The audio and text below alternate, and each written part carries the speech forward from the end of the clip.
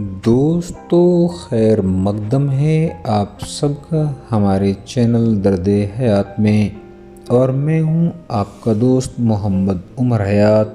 پھر حاضر ہیں ایک بہت ہی خوبصورت جانکاری پراچین بھارت کا اتہاس کے ساتھ۔ ویڈیو شروع کرنے سے پہلے ایک چھوٹی سی اپیل، سبسکرائب کریں ہمارے چینل درد حیات کو اور بیل آئیکن کو آل پریس کرنا بالکل نہ بھولیں تاکہ ہماری لیٹسٹ ویڈیو سب سے پہلے پہنچیں آپ کے پاس۔ دوستو شروع کرتے ہیں بنا کسی تاخیر کے۔ آج ہم روبرو ہیں آپ سے ایک بہت بہترین جانکاری پراچین بھارت کا اتہاس کے ساتھ۔ دنیا کے 7 بڑے ملکوں میں ہندوستان کا شمار ہوتا ہے۔ پھیلاؤ کی وجہ سے اس کو ایک چھوٹا براعظم بھی کہا جاتا ہے۔ شمال میں ملک عزیز کی سرحد کی حفاظت ہمالیہ پہاڑ کرتا ہے، وہیں جنوب میں سمندر اس کی سیماؤں کی پہرے داری کرتا ہوا نظر آتا ہے۔ وطن عزیز گنگا جمنی تہذیب کی وجہ سے دنیا کے اندر موضوع بحث بنا ہوا ہے۔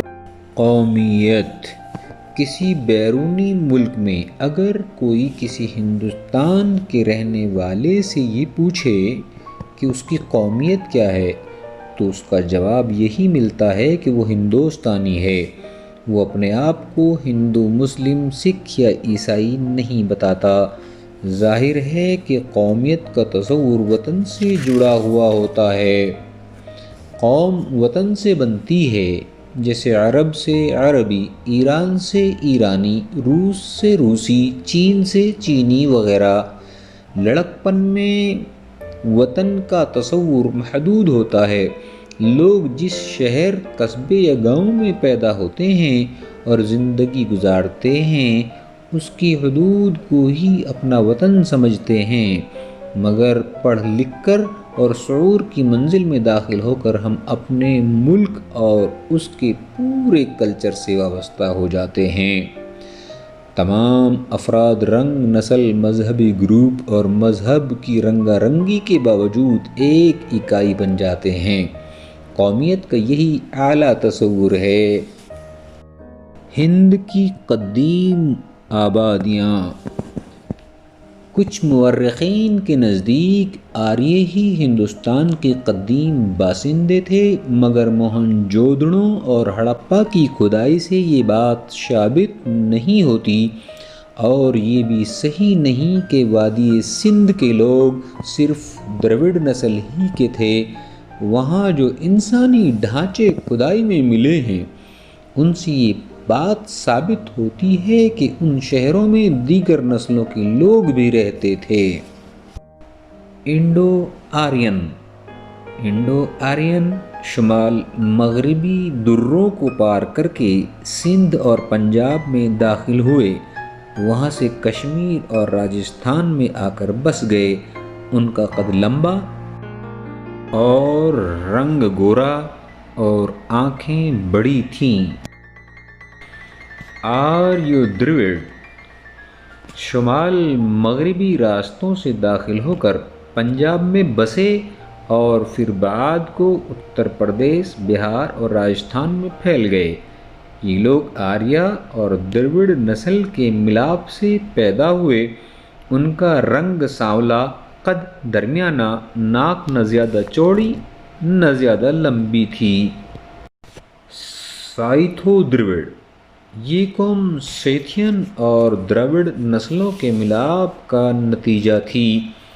یہ لوگ مہاراشٹر اور وسط ہند سے ہوتے ہوئے بنگال میں بھی جا بسے تھے، اور ان کا قد آریوں کی بنسبت چھوٹا، سر زیادہ لمبا اور ناک چھوٹی تھی۔ منگول دراوڑ: یہ لوگ بنگال، بہار اور اڑیسہ کے کچھ حصوں میں پائے جاتے ہیں۔ یہ قوم دراوڑ اور منگول کے ملاپ سے پیدا ہوئی۔ ان کا رنگ کالا، سر چوڑا ناک اور قد درمیانہ اور چہرے پر بال بھی تھے۔ منگول، یہ لوگ ہمالیہ، نیپال، بھوٹان، آسام اور برما میں پائے جاتے ہیں۔ ان کا رنگ کالا زردی مائل، قد چھوٹا اور چہرہ چپٹا ہوتا ہے، چہرے پر بال کم ہوتے ہیں۔ ان کی آنکھیں چھوٹی اور کچھ ترچھی سی ہوتی ہیں۔ یہ لوگ چین کے منگول فرقے کی نسل سے ہیں۔ منگولوں کے کچھ گروہ تبت کے راستے سے برہم پتر کی وادی میں داخل ہوئے اور پھر ہندوستان پہنچ گئے۔ بعض گروہ برما کے راستے سے دریائے سیکانگ اور راوی سے ہوتے ہوئے ہندوستان میں داخل ہوئے تھے۔ دراوڑ، یہ لوگ جنوب میں جزیرہ لنکا سے شمال میں دریائے گنگا تک پھیلے ہوئے ہیں۔ خاص طور سے مدراس، حیدرآباد، مدھیہ پردیش اور چھوٹا ناگپور میں ان کی تعداد زیادہ ہے۔ آریوں کے آنے سے پہلے دراوڑ ہی ہندوستان کی سب سے بڑی قوم تھی۔ کچھ مورخوں کا خیال ہے کہ دراوڑ جنوبی سمندر سے ہندوستان میں داخل ہوئے، لیکن زیادہ تر مورخین کی یہ رائے ہے کہ یہ لوگ بھی دوسری قوموں کی طرح شمال مغربی دروں سے ہندوستان میں داخل ہوئے۔ یہ آج کل زیادہ تر دکن میں پائے جاتے ہیں۔ ہندوستان کا ابتدائی استعماری دور۔ ہند کی قدیم تہذیب بھی مصر، یونان، ہمیریا اور روم کی طرح ارتقائی دور سے گزری ہے۔ استعماری دور دنیا کی تقریباً تمام تہذیبوں میں داخل رہا ہے۔ چنانچہ ہندوستان کی قدیم تہذیب پہلے پتھر کے قدیم دور، پتھر کے جدید دور اور پھر تانبے اور لوہے کے ادوار سے گزر چکی ہے۔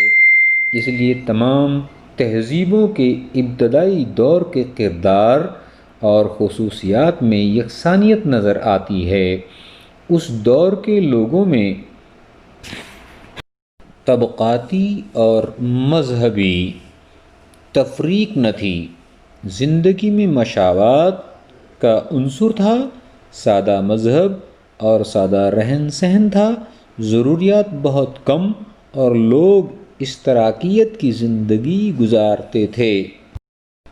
تاریخ ہند میں پتھر کا قدیم دور ہند کا پہلا دور مانا جاتا ہے۔ لوگ 15,000 قبل مسیح نیم وحشی زندگی گزارتے تھے۔ وہ درختوں کے نیچے یا غاروں میں رہتے تھے، اپنے جسم کو پتوں سے ڈھانک لیتے تھے یا جانوروں کی کھال پہن لیتے تھے، اور جانوروں کا شکار ان کی خوراک تھی۔ وہ لوگ پتھروں کو رگڑ کر آگ پیدا کرنا جانتے تھے۔ اس دور کے کچھ ہتھیار وسط ہند اور دکن میں دستیاب ہوئے ہیں۔ ان لوگوں کا رنگ سیاہ، بال گھنے اور قد چھوٹا ہوتا تھا، لیکن آج کل اس نسل کے لوگوں کا کوئی پتہ نہیں ملتا۔ پتھر کا جدید دور۔ ہزاروں سال کے بعد انسانی تہذیب کا ایک دور شروع ہوا۔ اس کو پتھر کا جدید دور کہتے ہیں۔ یہ لوگ بھی پتھروں ہی کے ہتھیار بناتے تھے، مگر وہ نفیس اور عمدہ ہوتے تھے۔ یہ لوگ اپنے مکان بھی بنا لیتے تھے، کھیتی باڑی بھی کرتے تھے، جنگل کے پھل اور دودھ، دہی، شہد اور جنگلی اناج ان کی غذا تھی۔ وہ مٹی کے برتن بنانا اور پہاڑوں پر نقش کند کرنا جانتے تھے، پتھروں کی پوجا کرتے تھے۔ اس دور کے ہتھیار بنگال، چھوٹا ناگپور، گجرات اور دکن میں پائے گئے ہیں۔ تانبے کا دور۔ تانبے کا دور انسانی تہذیب کی ترقی کا دور سمجھا جاتا ہے۔ اس دور میں تانبے کا استعمال زیادہ ہوا۔ اسی لیے اس کو تانبے کا دور کہا جاتا ہے۔ یہ لوگ دراوڑ نسل کے تھے، دھات کا استعمال بخوبی جانتے تھے، اسی کے اوزار بناتے تھے، لیکن لوہے کا استعمال بھی ابھی شروع نہیں ہوا تھا۔ ان کے برتن اعلیٰ قسم کے ہوتے تھے، دریاؤں اور نہروں سے آب پاسی کرتے تھے، عمدہ قسم کے مکان اور قلعے بھی بنانا جانتے تھے۔ ویدوں میں پورا اور درگ، شہر اور قلعوں کا ذکر ملتا ہے۔ واسیوں یعنی دراوڑوں نے انہیں تعمیر کیا تھا۔ قدیم تامل ادب کے مطالعے سے پتہ چلتا ہے کہ دکن میں بڑے بڑے شہر آباد تھے۔ دراوڑ لوگ گاؤں اور شہروں میں حکومت قائم کر کے رہتے تھے، کالی مائی اور دوسرے دیوتاؤں کی پوجا کرتے تھے، ان کو خوش کرنے کے لیے انسانوں کی قربانی بھی کرتے تھے، اپنے مردوں کو صندوق میں بند کر کے دفن کرتے تھے۔ سماج میں عورتوں کی بہت عزت تھی۔ ڈاکٹر ایل ڈی بارنٹ دراوڑوں کو مادری سوسائٹی کہتے ہیں۔ 1920 اور 21 میں پنجاب کے ضلع مونٹیگومری میں ہڑپہ اور 1921 اور 22 میں سندھ کے ضلع لڑکانہ میں موہن جودڑوں کی کھدائی ہوئی، اور یہ پتہ چلا کہ آریوں کے آنے سے پہلے بھی ایک تہذیب سندھ ندی کے کنارے پروان چڑھ رہی تھی۔ دراصل یہ تہذیب مصر، یونان اور سمیریا کی تہذیبوں کی طرح پرانی تہذیب تھی۔ اس تہذیب کا زمانہ تقریباً 3000 سال قبل مسیح بتایا جاتا ہے۔ اس تہذیب کا زمانہ کالکولیتھک دور بھی کہلاتا ہے۔ اس دور میں پتھر اور تانبے کی جدید کرداری ملتی ہے۔ اس شہری تہذیب کے خاص مرکز دریا کے کنارے پائے جاتے تھے۔ وادی سندھ اور اسمیریا قدیم عراق کے لوگوں کے درمیان گہرے تعلقات قائم تھے۔ عراق میں کچھ مقامات کی کھدائی میں ایسی مہریں برآمد ہوئی ہیں جو موہن جودڑوں کی مہروں سے ملتی جلتی ہیں۔ بلوچستان میں بھی تاریخی آثار پائے گئے ہیں جن سے ثابت ہوتا ہے کہ وادی سندھ اور عراق کے درمیان مستقل طور پر تعلقات قائم تھے۔ اس زمانے میں آمد و رفت زیادہ تر خشکی کے راستے سے ہوتی تھی۔ کراچی کے ایک مقام امری کی کھدائی میں بھی اس قدیم تہذیب کے آثار ملے ہیں۔ یہ آثار مشرق میں امبالہ تک پائے گئے ہیں۔ سر جان مارشل کی رائے میں یہ تہذیب گنگا کی وادی تک پھیلی ہوئی تھی۔ کھدائی میں جو انسانی ڈھانچے ملے ہیں ان سے پتہ چلا کہ اس تہذیب کے لوگ محض دراوڑ ہی نہیں بلکہ دوسری نسلوں کے لوگ بھی تھے۔ یہ ہو سکتا ہے کہ دراوڑ نسل کے لوگ زیادہ تعداد میں آباد ہوں۔ مہریں موہن جودڑوں کی کھدائی میں کئی سو مہریں دستیاب ہوئی ہیں۔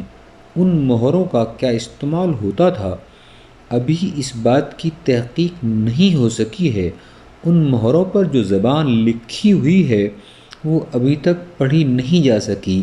اس کے حروف تصویروں کے مانند ہیں اور بابلی رسم الخط سے ملتے جلتے ہیں۔ ان مہروں پر رسم الخط کے تقریباً 396 نشانات ہیں۔ یہ زبان دائیں سے بائیں جانب لکھی جاتی ہے۔ مہریں چوکور اور لمبوتری ہیں، ہاتھی دانت اور مختلف پتھروں کی بنی ہوئی ہیں۔ کچھ مہریں تانبے کی بھی ہیں۔ ان مہروں پر یونیکارن، بیل، ہاتھی اور چیتے کی شکلیں بنی ہوئی ہیں۔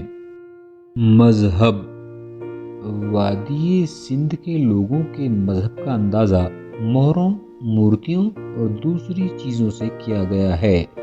اس زمانے میں دیوی دیوتا کی پوجا عام تھی۔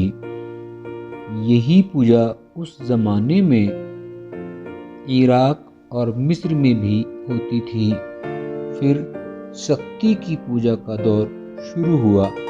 ایک تصویر ملی ہے، گیان دھیان یعنی مراقبہ کا سماں ہے، سر پر سینگ ہیں، چاروں طرف جنگلی جانور جمع ہیں۔ سر جان مارشل کی رائے میں یہ تصویر شیو جی کی ہے۔ اس زمانے میں فیلوس اور لنگ کی پوجا بھی ہوتی تھی۔ لوگ درختوں اور جانوروں کی بھی پوجا کرتے تھے۔ جانوروں میں یونیکارن ایک سینگ کے گھوڑے کی طرح کا جانور ہوتا تھا، اور پیڑوں میں پیپل کی پوجا ہوتی تھی۔ یہ لوگ سورج کو اپنا طاقتور دیوتا تسلیم کرتے تھے۔